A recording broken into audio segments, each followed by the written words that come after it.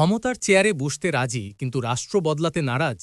গতকাল সকালে সংসদ ভবনে যা ঘটল তা কি ১৮ কোটি মানুষের সাথে চূড়ান্ত প্রহসন নয়? ৬৮% মানুষ গণভোটে হ্যাঁ ভোট দিয়ে রাষ্ট্র সংস্কারের রায় দিল।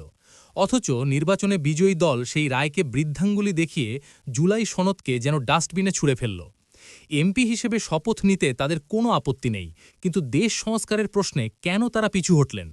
তবে কি নতুন মোড়কে সেই পুরনো স্বৈরাচারী ব্যবস্থায় ঘিরে আসছে?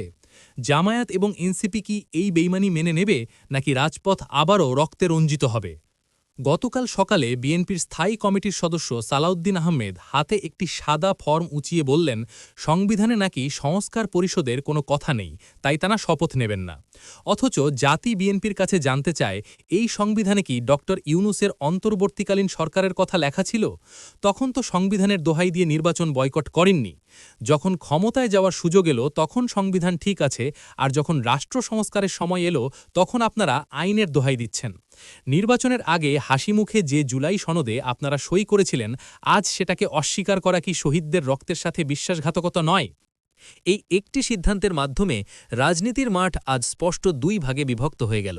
একদিকে পুরনো সেই একক ক্ষমতার মোহ নিয়ে বিএনপি, আর অন্যদিকে তারুণ্যের নতুন বাংলাদেশ গড়ার স্বপ্ন নিয়ে জামায়াত, এনসিপি ও সমমনা জোট।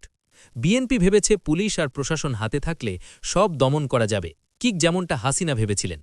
কিন্তু মনে রাখবেন, তরুণ প্রজন্ম এবং জুলাইয়ের বিপ্লবীরা সংস্কার ছাড়া সংসদ মানবে না। জামায়াত এবং এনসিপি এরই মধ্যে স্পষ্ট বার্তা দিয়েছে, তারা ফ্যাসিবাদী কাঠামো ভাঙতে বদ্ধপরিকর। ঘড়ির কাঁটা কিন্তু টিকটিক করছে। বিএনপি কি তাদের ভুল শুধরে সংস্কারের পথে হাঁটবে, নাকি দেশকে আবারও অনিবার্য সংঘাতের দিকে ঠেলে দেবে? জনগণ কিন্তু তাকিয়ে আছে।